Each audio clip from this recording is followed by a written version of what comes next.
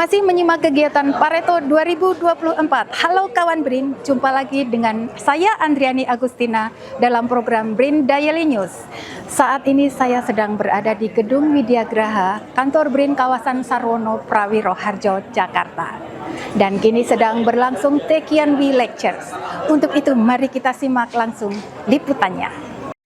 Berawal dari gagasan untuk membangun ekosistem riset di bidang perekonomian, tepat 3 tahun terbentuk Simposium Praktisi dan Periset Ekonomi atau Pareto 2024 menjadi forum yang dibangun untuk menjangkau pasar gagasan dalam mendorong rumusan kebijakan di berbagai bidang. Ya, jadi waktu di tahun 2022 kita bergabung ya dari berbagai kementerian lembaga masuk ke dalam OR TKPKM, Tata Kelola Pemerintahan, Ekonomi Kesejahteraan Masyarakat. Kita melihat ada gap, ada kesenjangan antara periset dengan praktisi, dengan orang-orang yang ada di luar ekosistem riset.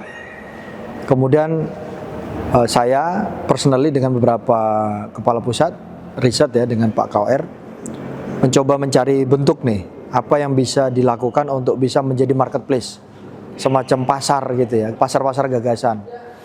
Nah, kemudian kita menghadap Pak Kepala, apa konsepnya, apa namanya dan sebagainya. Kemudian kita mengusulkan Pareto, karena Pareto itu sebetulnya konsep di ekonomi yang menggambarkan fenomena 20% input itu mempengaruhi atau menghasilkan 80% output. Jadi kalau kita hanya fokus di 20% saja, bukan 100% ya, itu udah dahsyat karena dia menghasilkan 80%. Ya, sisanya yang kita sibuk-sibuk itu hanya menghasilkan 20%. Nah, jadi bagaimana Pareto didesain, kita fokus pada beberapa topik, kemudian dia bisa menghasilkan output terbesar, flagship di OR kita gitu ya. Jadi walaupun dia kegiatan setahun sekali, tapi dia bisa menjadi sesuatu yang mengungkit.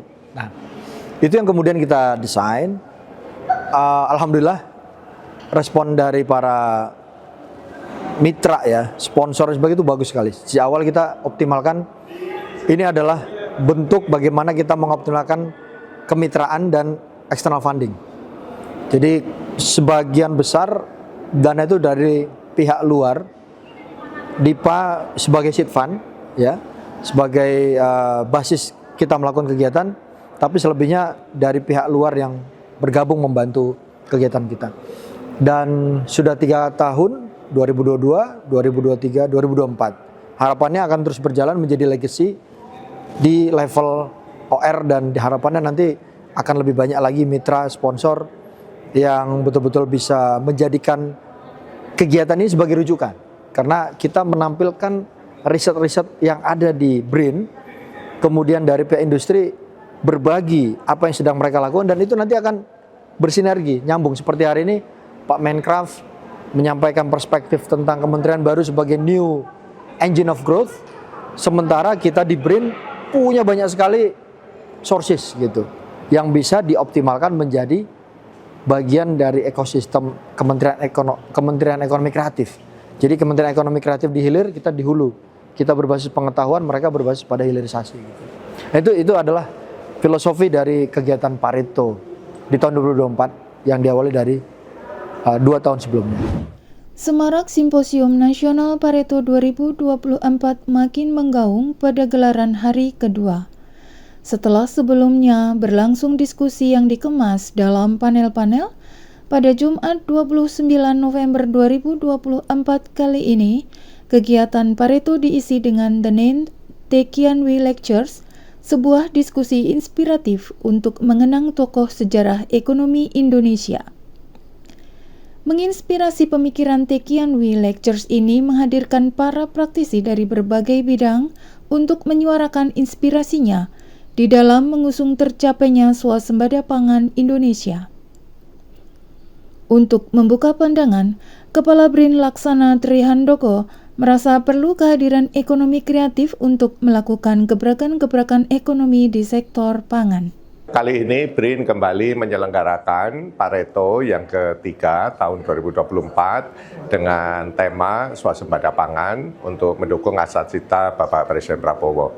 pada kesempatan ini kami dibersamai oleh Bapak Menteri Ekonomi Kreatif, Kepala Badan Ekonomi Kreatif, Bapak Teguh Rifki Harsha. Kalau kami dari BRIN, kami siap mendukung dan memberikan layanan ya kepada kementerian dan lembaga, dan khususnya Kementerian Ekonomi Kreatif. Jadi termasuk untuk tadi sesuai yang telah disampaikan Pak Menteri terkait revisi Undang-Undang 23 tahun 2014. Jadi kami akan bersama-sama nanti, dan selama ini kan kami juga bekerja bersama Kemendagri untuk BRIDA ya, Badan Riset dan Inovasi Daerah yang menjadi tulang punggung riset dan inovasi di berbagai daerah. Jadi kami akan bersama-sama nanti mendukung. Menteri Ekonomi Kreatif Tengku Rifki Harsha mengaku siap berkolaborasi dengan BRIN untuk mendukung program prioritas Kementerian Ekonomi Kreatif, salah satunya di bidang pangan. Menurutnya, Kementerian Ekonomi Kreatif bisa mendorong hilirisasi produk riset BRIN agar bisa dimanfaatkan untuk komersialisasi produk kreatif nasional. Kami mengucapkan terima kasih dan sukses kepada BRIN yang pada hari ini menyelenggarakan Pareto 2024 dengan tema terkait dengan swasembada pangan. Kami dari Kementerian Ekonomi Kreatif juga terus akan mendukung program prioritas Bapak Prabowo, terutama terkait dengan swasembada pangan, tentunya kaitannya dengan pengembangan industri ekonomi kreatif. Nah, tentu pertemuan hari ini, seminar hari ini sangat penting. Kami juga menyampaikan di mana peran Kementerian Ekonomi Kreatif dan Badan Ekonomi Kreatif dalam mendukung program prioritas pemerintah dalam hal swasembada pangan. Nah, yang kedua, kehadiran kami pada hari ini juga sangat berharap untuk Kementerian Ekonomi Kreatif dapat terus bekerja sama, berkolaborasi dengan BRIN, kaitannya tentu untuk menyukseskan berbagai program pemerintah dalam hal ini di bidang ekonomi kreatif. Karena ekonomi kreatif sendiri adalah suatu sektor yang sangat berpeluang untuk menjadi the new engine of growth atau mesin baru pertumbuhan ekonomi nasional. Nah, tentu dalam mengambil kebijakan kami perlu berkolaborasi dengan BRIN karena kami ingin agar berbagai kebijakan yang akan nanti diterapkan oleh Kementerian Ekonomi Kreatif harus berbasis tentu penelitian, data, dan berbagai aspek yang tentu kawan-kawan BRIN lebih memahami dan mempunyai pengalaman yang luar biasa yang cukup sejak zaman dulu LIPI ya Pak ya, hingga hari ini menjadi BRIN. Itu tentu Indonesia juga dikenal mempunyai peneliti terbaik yang saat ini bergabung ada di bawah beliau ini di BRIN. Jadi kami akan dan siap berkolaborasi dengan BRIN. Dewan Pakar Tim Kampanye Nasional Prabowo Gibran, Syamsul Bahri, memberikan masukan strategi pencapaian swasembada pangan dalam konsep Prabowonomics. Berangkat dari ideologi ekonomi Pancasila, Syamsul menguraikan 17 program prioritas Kabinet Indonesia Baru ini, serta menjabarkan konsep ketahanan pangan nasional. Maka ia mendukung kolaborasi berbagai sektor, baik itu pemerintah, peneliti, pihak swasta, dan masyarakat. Ya, semoga dengan adanya simposium ini ya, terutama mendekatkan daripada tantangan kita ke depan, dan saya berharap dari BRIN akan muncul inovasi-inovasi baru, terutama yang dihasilkan dari luar, tidak harus mulai dari nol, tapi bisa mengembangkan begitu ya, sehingga pertumbuhan kita terutama peningkatan swasembada pangan itu bisa terpenuhi begitulah ya, dan juga swasembada energi karena kita sudah agak lampu kuning mungkin ya, sudah lampu merah atau lampu kuning, dan ini harus kita atasi segera supaya nanti devisa kita tidak banyak keluar sehingga pertumbuhan ekonomi kita bisa tercapai yang diharapkan. Indef, selaku lembaga riset independen, juga memberikan pandangan tentang risetnya terhadap pertumbuhan ekonomi Indonesia. Berkaitan dengan pertumbuhan ekonomi 8%, apakah mitos atau real? Tentu kita harus melihat dulu fakta empirik data perekonomian kita. Kita melihat memang target pertumbuhan 8% ini cukup besar, dan butuh kebijakan extraordinary untuk mencapai itu. Pemerintah tentu harus membuat satu perencanaan ya untuk implementasi kebijakan ini dengan betul-betul proper ya, dengan menyiapkan segala instrumen policy-nya dan juga teknisnya agar ini bisa implemented. Apa yang harus kita dilakukan? Pertama, kalau kita lihat dari indikator makroekonominya, bahwa 10 tahun terakhir pertumbuhan ekonomi kita itu hanya mencapai 5%. Dan hampir semua satu dekade itu tidak pernah tercapai di atas target pertumbuhan ekonomi. Nah tentu ini menjadi challenging kalau kita ingin meningkatkan 8%. Memang ada beberapa kunci untuk meningkatkan itu. Kalau kita buka lagi ya berdasarkan sektoralnya atau lapangan usahanya, bahwa sebenarnya ada ruang yang bisa kita dorong untuk meningkatkan pertumbuhan ekonomi 8% ini. Kalau dari sisi pengeluaran tentu saja harapannya adalah consumption, tapi consumption ini juga harus di-create dalam jangka panjang karena selama ini program kebijakan consumption ini in the short term. Tentu in the long term itu ada investment yang itu berpengaruh terhadap devisa, kemudian ekspor impor, daya saingnya, plus juga terhadap kinerja dari sektor, dari indikator-indikator makro yang lain.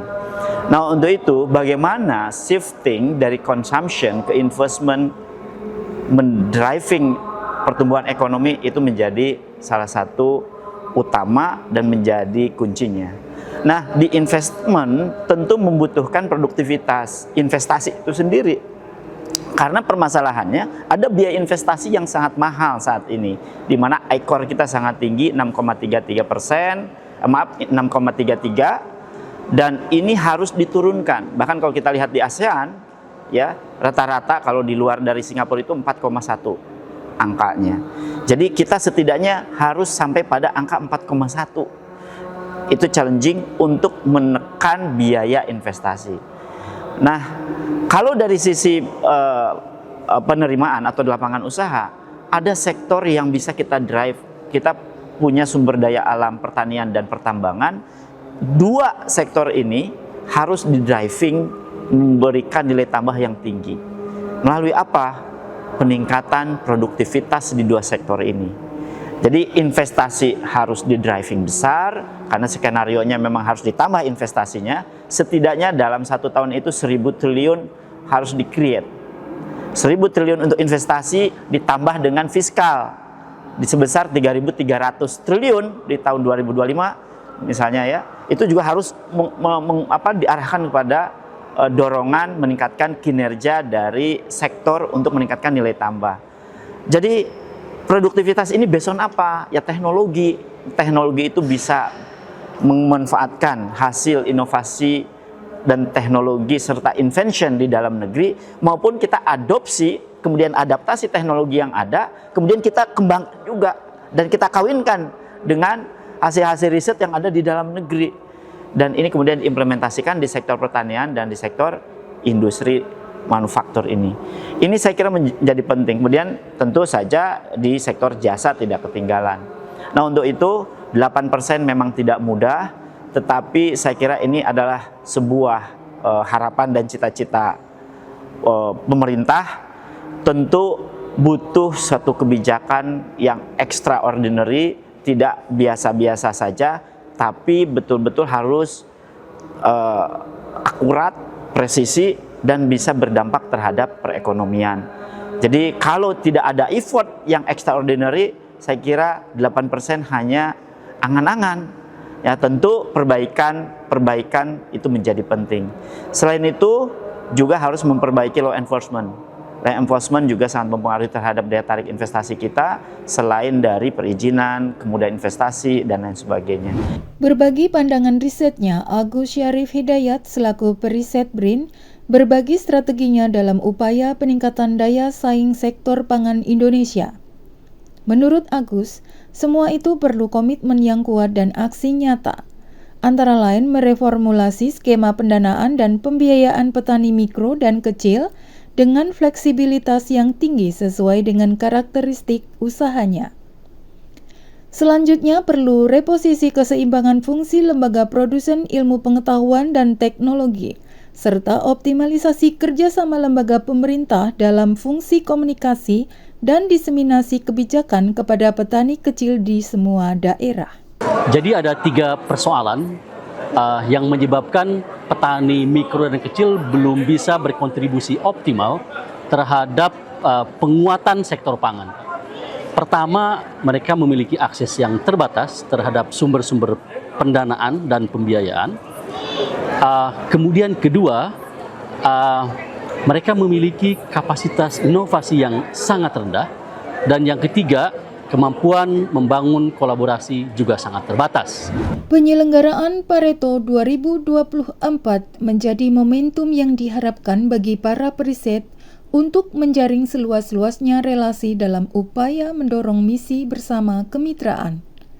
Sebagaimana harapan yang disampaikan Wakil Ketua Pareto 2024 Irwanda Wisnuwardana. Harapannya sebetulnya dalam konteks periset itu bisa memiliki engagement dengan para pihak. Jadi tidak seperti di Menara Gading, kita sibuk riset sendiri, mengoptimalkan diri sendiri, berpikir naik jabatan jenjang gitu, tapi kita lupa sama society atau masyarakat. Nah, kita buat desain sistem ini sehingga mereka bisa bertemu dengan pihak perusahaan, pihak kementerian lembaga, organisasi, NGO, para pakar, dan juga tidak seperti kata di bottom kurung bahwa banyak orang hebat juga nih. Jadi kita berkolaborasi dong gitu ya. Nah, harapannya jadi para periset itu lebih terbuka wawasannya, lebih internasional, lebih engage dengan para stakeholder utama dalam bidang keilmuannya, dan nanti akhirnya riset yang kita kerjakan itu bisa mensupport kebijakan, bisa mensupport perusahaan, bisa mensupport kalau dalam konteks ini adalah pangan, kita bisa mendorong bersama. Jadi kita hadir untuk membantu masyarakat selain untuk keilmuan kita.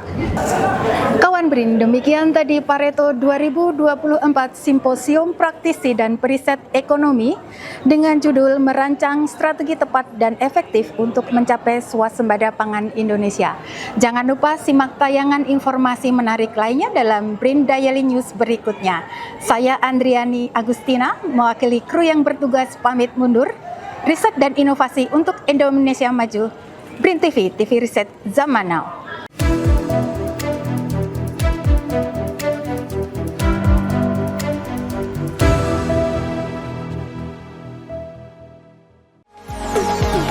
BRIN TV, TV Riset Zaman Now.